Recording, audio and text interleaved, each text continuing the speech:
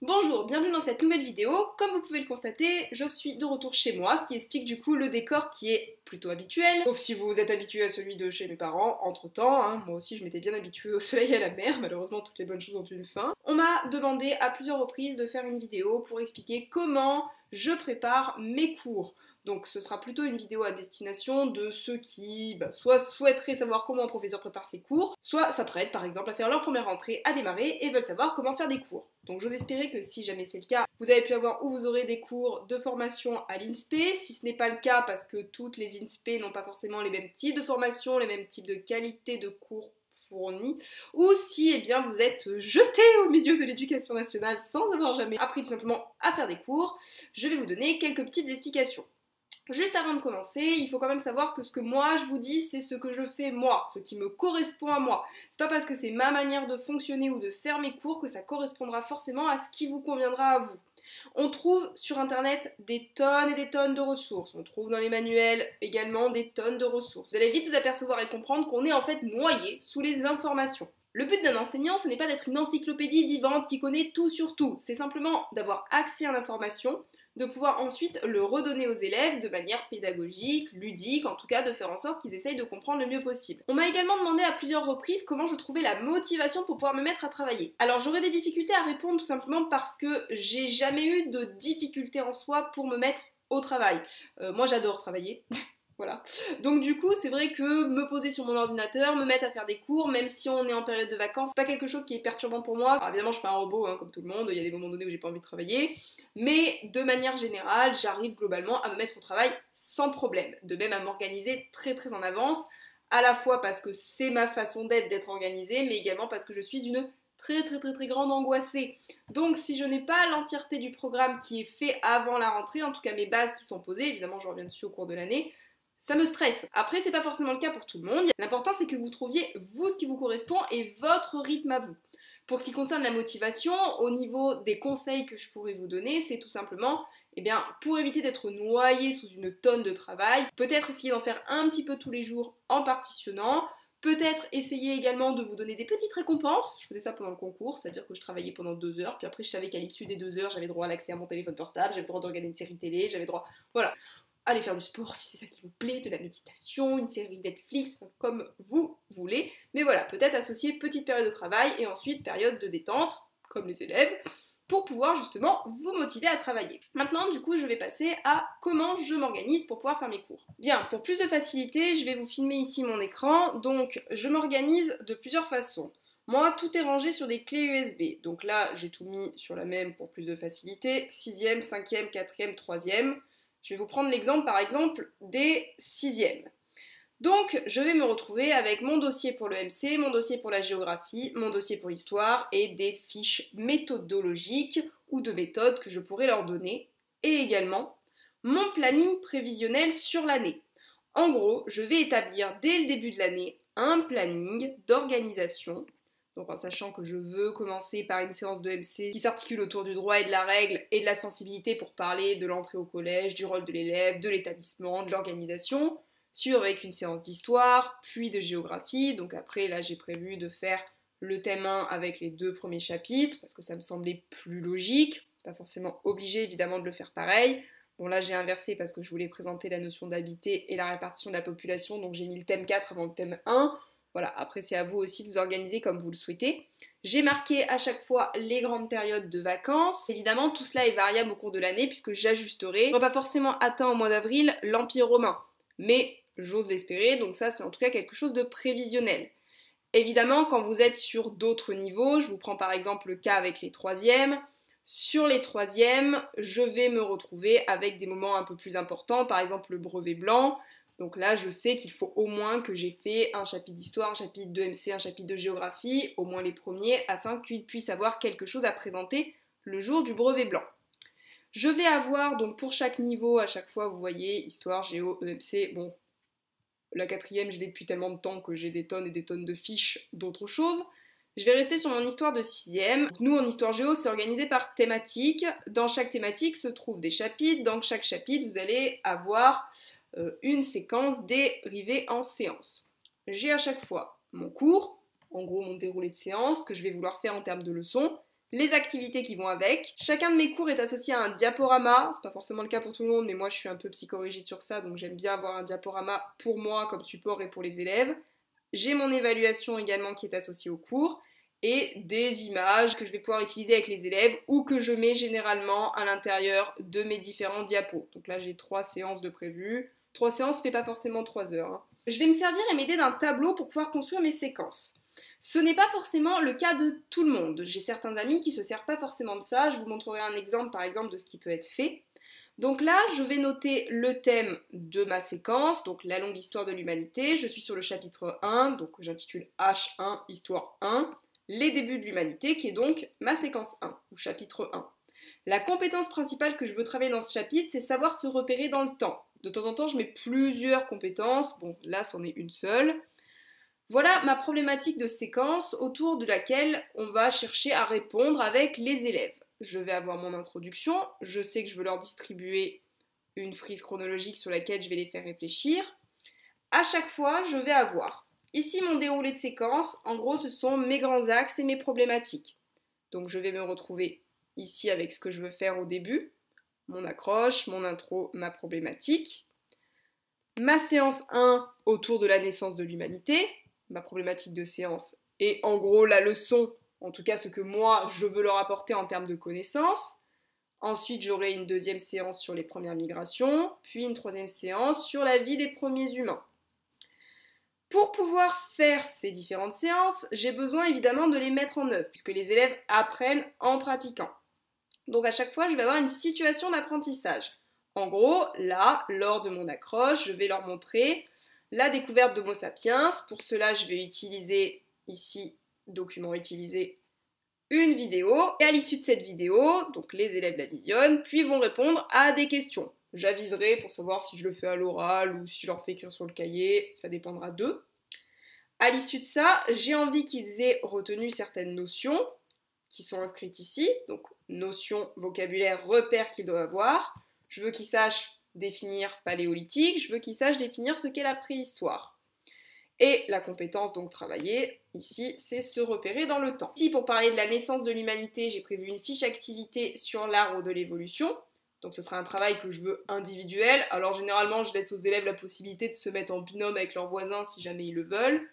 J'ai prévu des questions, là il y a les réponses mais je les ai écrites pour moi et en réalité je brode toujours à partir de ce que eux m'ont préparé, mais bon au moins en cas de trou de mémoire, je ne sais pas pourquoi d'un coup je ne saurais plus répondre, au moins je les ai.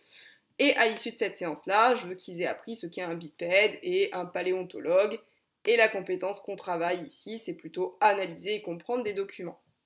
Donc là par exemple, pour ma fiche activité, je vais aller dans mes fiches activités, que j'ai faites à partir de différents documents, de différents manuels que j'ai trouvés qui m'ont inspiré. Donc ici, j'ai prévu de leur faire l'arbre de l'évolution, donc sur lequel ils devront placer où est-ce qu'est apparu l'Homo sapiens, quelles sont ses caractéristiques, pareil pour l'homme de Néandertal, pareil pour l'Homo erectus, pareil pour l'Homo habilis, et à l'issue de ça, il faudra qu'ils répondent également à une série de questions sur leur cahier. Donc une fois que tout a été fait, que les élèves ont tout noté, ils vont avoir une évaluation. Comme vous pouvez le constater, il n'y a rien dans mon dossier d'évaluation. Tout simplement parce que les 6e, comme je les ai encore jamais eus, je le ferai au moment où j'aurai fait la séquence avec eux. Je vais vous montrer par exemple pour les 3e. Sur le chapitre 1 sur civil et militaire, l'année dernière, j'avais fait une évaluation. L'objectif de l'évaluation, c'est que ça puisse évaluer évidemment ce qui a été vu dans la séquence. Donc on n'est pas censé les interroger sur quelque chose qu'ils n'ont pas vu. Ce serait anti-pédagogique au possible. Donc à chacune de mes évaluations, je leur demande de rédiger dans un français correct, de faire des phrases. Je vais avoir à chaque fois un exercice qui restitue le vocabulaire. Donc là par exemple je leur demande c'est quoi une guerre totale, c'est quoi de la propagande, c'est quoi une tranchée. Sachant qu'à chaque début de séquence je leur donne un lexique. Donc là par exemple les 3e sur le premier chapitre ils ont ces mots là. Et avant le contrôle, je leur dis, vous apprendrez par exemple ce qu'est un armistice, un génocide, une guerre de position, les tranchées, les poilus, la propagande. Je leur donne pas forcément tous les termes, je leur donne ceux que je juge les plus pertinents, en tout cas qui ont été beaucoup utilisés lorsqu'on a parlé à l'oral. Ensuite, généralement, je leur donne un exercice d'analyse et de compréhension de documents.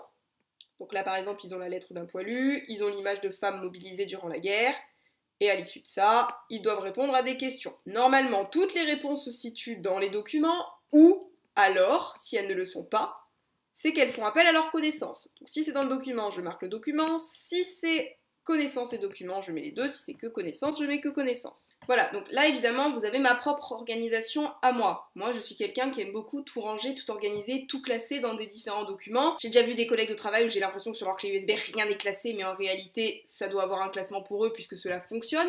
L'important de toute manière, c'est que, encore une fois, vous trouviez votre propre méthode de travail. Par contre, ce qui est certain, c'est que ce qu'on veut, c'est que les élèves, quand ils sortent de cours, ils aient appris quelque chose. Donc généralement, tous les cours s'articulent globalement de la même manière, c'est-à-dire que vous allez avoir une activité, puisqu'il faut une mise en pratique pour que les élèves puissent rédiger, ou qu'il y ait un oral par exemple, puisque c'est en pratiquant qu'ils vont pouvoir apprendre et mémoriser. Il faut une partie évidemment explicative, alors sans que ce soit sur de la leçon, du cours magistral, vous allez vous retrouver à parler, à expliquer, à donner des consignes. Dans ces cas-là, je vous encourage à obtenir le silence en expliquant aux élèves que vous êtes en train de formuler une consigne qui doivent être attentifs, sachant qu'une fois sur deux, ils ne le trompent pas.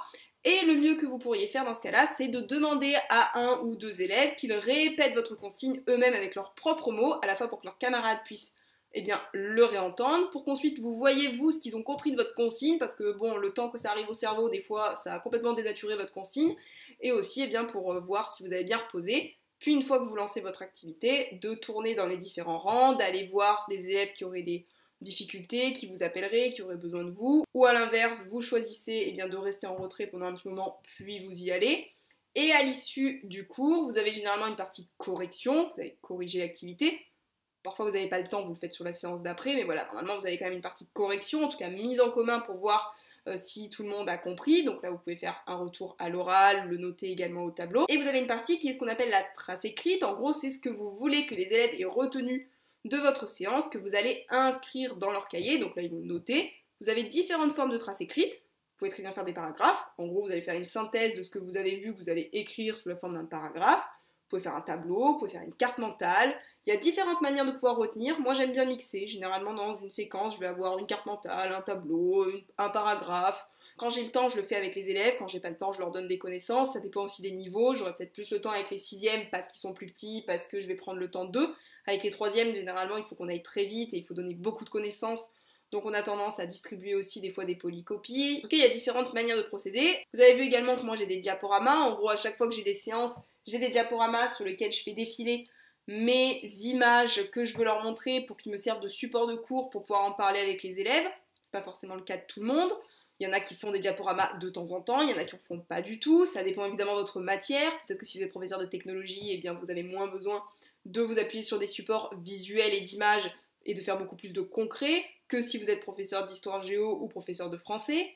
Peut-être qu'en mathématiques, vous allez être plus sur des activités pratiques dont vous allez tirer la leçon ensuite pour la faire, ou qu'à l'inverse, comme en histoire géo ou français, vous allez plus être sur je vous apporte un fait, ensuite vous travaillez à partir d'un texte ou de documents, et à partir de là, on tire une leçon, on fait une synthèse, voilà. Donc ça dépend vraiment des matières, et également, évidemment, encore une fois, de votre façon de travailler. Donc la partie de préparation de cours, évidemment, là où ça prend le plus de temps, c'est en début de carrière, puisque vous n'avez aucune base. Puis ensuite, on va réajuster au cours du temps, à la fois si vous avez des réformes, à la fois également si vous n'avez pas envie de vous ennuyer. Moi par exemple j'ai tendance à beaucoup m'ennuyer. Et également avant chaque séance parce que c'est faux de croire que parce que vous aurez fait le programme, vous êtes tranquille pour le reste de votre carrière. Non, non, non. C'est reposant et rassurant parce que vous savez que vous avez déjà une base qui est prête, vous pouvez déjà réutiliser des activités, des choses qui ont fonctionné. Mais souvent ce qui se passe c'est que d'une année sur l'autre, on voit ce qui a marché, ce qui n'a pas marché, du coup on récupère des activités mais qu'on va modifier pour essayer de les améliorer. Ou à l'inverse, on va les modifier pour essayer de les changer, pour pouvoir un petit peu varier. Par exemple, moi les 4e, ça fait 5 ans que j'ai des 4e. Je vous assure qu'au bout d'un moment, il y a certaines activités, je peux plus les voir en peinture, donc je les change. Vous pouvez également avoir des activités où vous voyez que ça marche beaucoup plus avec une classe, mais pas avec l'autre, parce qu'ils n'ont pas forcément le même niveau. Donc ça, après, c'est à vous de jauger et de voir comment vous allez la mettre en place et qu'est-ce que vous allez la mettre en place. Quand il s'agit d'organiser, de préparer ses cours, c'est propre à chacun. C'est chacun qui va trouver sa méthode de fonctionnement. J'espère que vous allez trouver la vôtre et puis qu'elle vous conviendra. Sachez que de toute manière, à partir du moment où vous êtes à l'aise avec votre méthode de fonctionner, vos élèves seront à l'aise avec cette méthode-là. L'important de toute manière, c'est d'être très clair dans vos consignes. Vous expliquez, vous avez une fiche, vous avez un exercice, vous avez des questions et à partir de là, vous revenez, vous réajustez. De toute manière, le métier d'enseignant, c'est un métier où on s'adapte en permanence à l'autre, et à l'autre, ou aux autres plutôt, parce que chaque élève est une personne différente, donc de toute manière, il faut s'adapter à ces différents profils et à ce que, eh bien, il y en a un qui comprenne totalement très très vite votre consigne, il y en a un qui ne comprendra absolument pas. On ne peut pas être parfait, on ne peut pas plaire à tout le monde. Mon organisation de travail ne peut pas plaire à tout le monde, ne peut pas convenir à tout le monde. J'ai des collègues, je vous ai dit, qui ne travaillent absolument pas sous la forme de tableau, c'est pas grave, c'est pas une tare, ils ont le droit. A l'inverse, ils vont faire des fiches, je vous affiche par exemple ici, où ils vont noter, eh bien, comme moi, ce que j'ai fait, mais pas sous la forme d'un tableau, simplement sous une fiche qui est complètement droite. Il y en a qui vont absolument pas écrire. Moi, je suis professeure d'histoire géo. En histoire géo, les enseignants ont tendance à en rajouter des caisses parce qu'on aime bien donner beaucoup de connaissances.